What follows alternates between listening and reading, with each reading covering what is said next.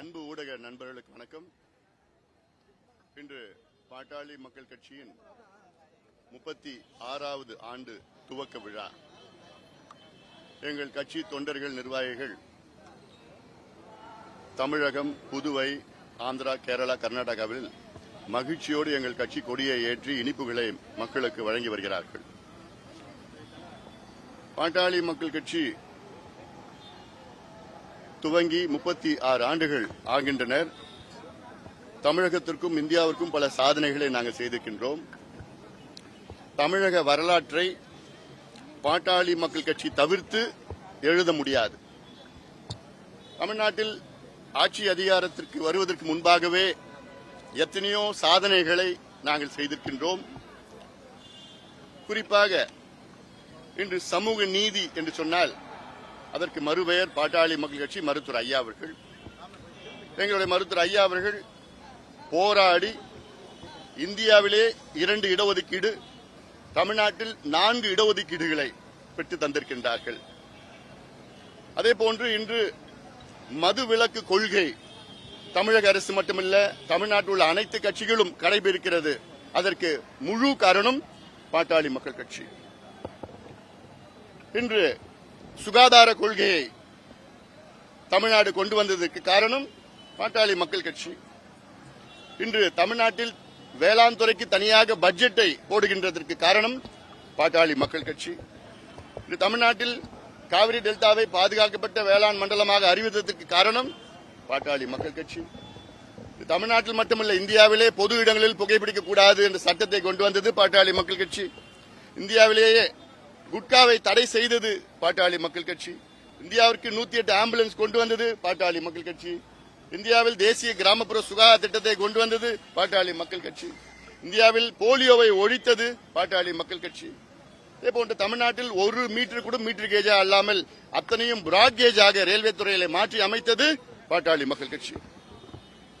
இப்படி அடுக்கிக் கொண்டே போகலாம். அதேபோன்று இன்று ஆன்லைன் கேம்பிளிங், ஆன்லைன் ரம்மி இதெல்லாம் தடை செய்ய வேண்டும் என்று தொடர்ந்து போராடி அதன் பிறகு அதிமுக காலத்திலே சட்டம் கொண்டு வந்தார்கள். அதன் பிறகு திமுக காலத்தில் சட்டம் கொண்டு வந்தார்கள். இப்போது அதை நீதிமன்றத்திலே தடை செய்திருக்கின்றார்கள். ஆனாலும் தமிழக அரசு அதை தடையை நீக்க எந்த முயற்சியும் எடுக்கவில்லை. இப்படி தொடர்ச்சியா நீர் மேலாண்மைக்கு தமிழக அரசு மட்டுமல்ல, கடந்த ஆட்சியாளர்களும் நீர் மேலாண்மையின் ஈடுபட காரணம் பாட்டாளி மக்கள் கட்சி. ஆனால் நாங்கள் 20 ஆண்டு காலமாக தமிழ்நாட்டினுடைய நீர் மேலாண்மை எப்படி இருக்க வேண்டும் என்று தொடர்ந்து வலியுறுத்தி வருகின்றோம். இன்று பாட்டாளி மக்கள் கட்சியால் தான் இன்று சுற்றுச்சூழல் சம்பந்தமாக, காலநிலை மாற்றம், பருவநிலை மாற்றம் சம்பந்தமான கொள்கைகள் எல்லாம் தமிழக அரசு கொண்டு வருகிறது. ஆனால் 25 ஆண்டு காலம் தொடர்ச்சியாக சுற்றுச்சூழலுக்காக, காலநிலை மாற்றம், பருவநிலை மாற்றத்தால் ஏற்படுகின்ற சீற்றங்கள், பிரச்சனைகள் பற்றி தொடர்ந்து விழிப்புணர்வு போராட்டங்களை நடத்தி வருகிறது பாட்டாளி மக்கள் கட்சி. இப்படி இவ்வளோ தகுதி உள்ள கட்சி, இவ்வளோ திறமை உள்ள கட்சி, இவ்வளோ கொள்கைகள் உள்ள கட்சி பாட்டாளி மக்கள் கட்சி. இந்த 36வது ஆண்டில் கால் வைக்கின்றோம். நிச்சயமாக வரும் காலத்தில் தமிழக மக்கள் எங்களை ஏற்றுக்கொண்டு எங்களுக்கு ஆட்சி அதிகாரத்தை நிச்சயமாக கொடுத்தார்கள் என்றால், இந்த திராவிட கட்சிகள் தமிழ்நாட்டில் 57 ஆண்டு காலம் செய்யாததை நாங்கள் 5 ஆண்டு காலத்தில் எங்களால் செய்து முடிக்க முடியும். அந்த தகுதி, அந்த திறமை எங்களிடம் இருக்கிறது. இதைத்தான் நான் மத்திய சுகாதாரத்துறை அமைச்சராக இருந்த நேரத்திலே அன்றைய பிரதமர் மன்மோகன் சிங் அவர்கள் சொன்னார். இந்தியா சுகாதாரத்துறையிலே 50 ஆண்டுகள் செய்யாததை அன்புமணி ராமதாஸ் 5 ஆண்டு காலத்திலே செய்திருக்கின்றார் என்று கடந்த முன்னாள் பிரதமர் மன்மோகன் சிங் அவர்கள் சொல்லியிருக்கின்றார். அதே போன்றுதான் தமிழ்நாட்டிற்கும் எவ்வளோ பிரச்சனைகள் இருக்கிறது, அந்த பிரச்சனைகளுக்கெல்லாம் தீர்வுகள் எங்கள்கிட்ட இருக்கிறது. ஆனால் இப்ப இருக்கின்ற முதலமைச்சர் அவர்களை சுத்தி இருக்கின்றவர்கள் அவரை சரியான முறையில் ஆலோசனைகள் எல்லாம் வழங்க மறுக்கிறார்கள். அதனால்தான் இன்று தமிழ்நாட்டிலே சட்டம் ஒழுங்கு பிரச்சனை, மது பிரச்சனை, கஞ்சா பிரச்சனை, கள்ளச்சாராயம் பிரச்சனை, சமூக நீதி பிரச்சனை, மின்சார பிரச்சனை, காவிரி பிரச்சனை, எவ்வளோ பிரச்சனைகள் இருக்கிறது. அதுக்கு எந்த தீர்வும் வர மாதிரி எனக்கு தெரியல. அதனால இதை எங்களுக்கு பெருமையாக நாங்கள் கடந்து வந்த பாதைகள், கடுமையான பாதைகள். நிச்சயமாக தமிழ்நாட்டு மக்கள் எங்களுக்கு உறுதியாக வரும் காலத்திலே எங்களுக்கு வாய்ப்பை கொடுப்பார்கள் என்று நம்பிக்கையோடு நாங்கள் இயங்கி வருகின்றோம்.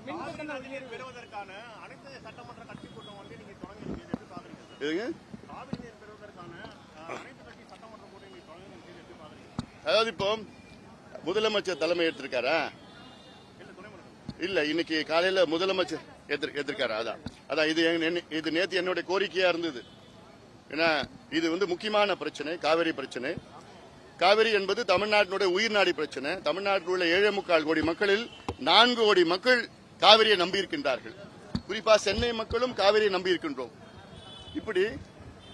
அப்படிப்பட்ட காவிரி பிரச்சனையில் முதலமைச்சர் தலைமையில் தான் இந்த கூட்டம் நடக்க வேண்டும் என்று நேற்று நான் குரல் கொடுத்தேன்.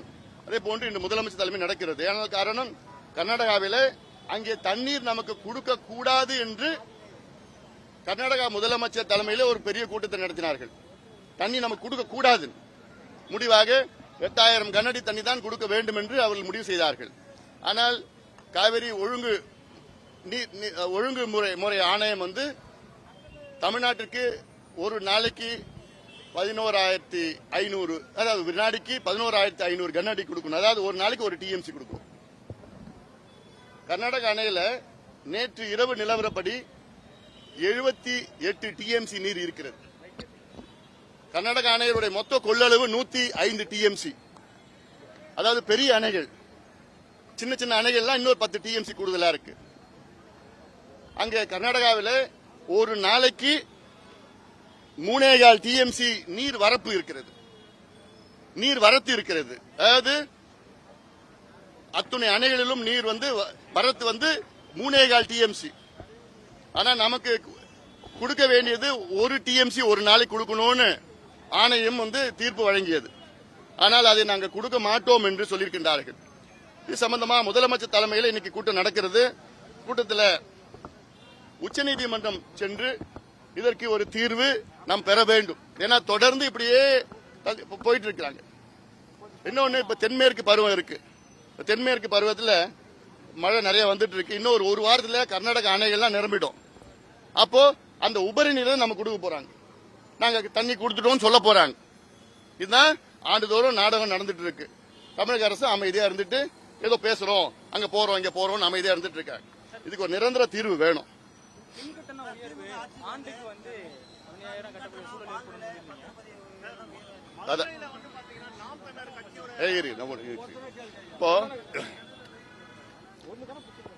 இப்போ தமிழ்நாட்டில் நேற்று ஒரு அறிவிப்பு. தமிழ்நாட்டில் வீடுகள் மற்றும் வணிக நிறுவனங்களுக்கு 4.83 விழுக்காடு மின் கட்டண உயர்வை அறிவித்தார்கள். இது கடுமையாக நாங்கள் கண்டிக்கின்றோம். இது மிகப்பெரிய ஒரு மோசடியாக நாங்கள் பார்க்கின்றோம். 2022ஆம் ஆண்டில் மின் கட்டண உயர்வு நடத்தினார்கள். 2023ஆம் ஆண்டிலே உயர்த்தினார்கள். இப்ப 2024ஆம் ஆண்டில் உயர்த்திருக்கின்றார்கள். கிட்டத்தட்ட இந்த 2.5 ஆண்டுகளில் 3 முறை மின்கட்டண உயர்வை உயர்த்திருக்கின்றார்கள். 2022ஆம் ஆண்டு உயர்த்திய நேரத்தில் ஆண்டுதோறும் தமிழ்நாடு அரசுக்கு 31,500 கோடி வருவாய். இப்போ இந்த மின்கட்டண உயர்வால் 6,000 கோடி இந்த ஆண்டிற்கு வருவாய். ஆனால் இன்றைய சூழலில் அடித்தள மக்கள், ஏழை மக்கள், எளிய மக்கள், சாதாரண மக்கள், நடுத்தர மக்கள் எல்லாம் இன்னைக்கு வாழ்வாதாரம் கிடையாது, வேலைவாய்ப்பு கிடையாது, வருமானம் கிடையாது. கொரோனா பிறகு அவருடைய ஊதியம் எல்லாம் குறைஞ்சிடுச்சு, வேலைவாய்ப்பு இல்ல, விலைவாசி எல்லாத்தையும் உயர்த்திட்டாங்க. அதுக்கு பிறகும் மின் கட்டணத்தை உயர்த்துவது இது தமிழக மக்களுக்கு தமிழக அரசு செய்கின்ற பெரிய துரோகமா நான் பார்க்கிறேன். திமுக அரசு ஆட்சிக்கு வருவதற்கு முன்பு எவ்வளவு வாக்குறுதிகள் கொடுத்தார்கள். இதே முதலமைச்சர் சொன்னார் மின் கட்டணம் ஷாக் அடிக்குதுன்னு. ஏன் இப்ப அடிக்காத ஷாக்கு? அப்பதான் அடிக்குமா? இவங்க ஆட்சியில் மக்களுக்கு ஷாக் அடிக்காதா? அதே வேளையில கடந்த ஆண்டு வீடுகளுக்கு மின் கட்டண உயர்வை அரசே அந்த செலவை ஏற்றுக்கொள்ளும் என்று சொன்னார்கள். அதாவது அதுல 2.1 விழுக்காடு வீடுகளுக்கு அரசை ஏற்றுக்கொள்ளும் என்று சொன்னார்கள். அதே போன்று இன்றும் அறிவித்திருக்கலாம். இந்த மின்கட்டண உயர்வு பாத்தீங்கன்னா அரசாணை ஜூலை 1ஆம் தேதியிலிருந்து மின்கட்டண உயர்வுன்னு அறிவிச்சாங்க. ஏன் நேற்று வரைக்கும் காத்துட்டு இருந்தாங்க? ஏன்னா விக்கிரவாண்டி இடைத்தேர்தலுக்காக காத்துட்டு இருந்தாங்க. எவ்வளவு பெரிய ஒரு ஏமாத்து வேலை இது, எவ்வளவு பெரிய பித்தலாட்டம் இது. நிச்சயமாக மக்கள் இதை பார்த்துக் கொண்டிருக்கின்றார்கள். முதலமைச்சர் அவர்கள் இதை உடனடியாக ரத்து செய்ய வேண்டும். மின்சார ஒழுங்குமுறை ஆணையெல்லாம் அதெல்லாம் எல்லாம் அந்த எல்லாம் என்னன்னா எங்களுக்கு நல்லா தெரியும். இவங்க என்ன சொல்றாங்களோ அதுதான் அவங்க செய்ய போறாங்க. ஆனால் அவங்க பரிந்துரையெல்லாம் அதால ஏற்றுக்கொள்ள முடியாது. இன்னைக்கு மிகப்பெரிய பாரத்தில் இருக்கின்றார்கள் மக்கள், சுமையில் இருக்கின்றார்கள். அதை போக்க வேண்டும். மின் கட்டண உயர்வை தமிழக அரசு ரத்து செய்ய வேண்டும். இல்லையேன் பாட்டாளி மக்கள் கட்சி கடுமையான போராட்டங்களை தொடர்ந்து நாங்கள் செய்வோம்.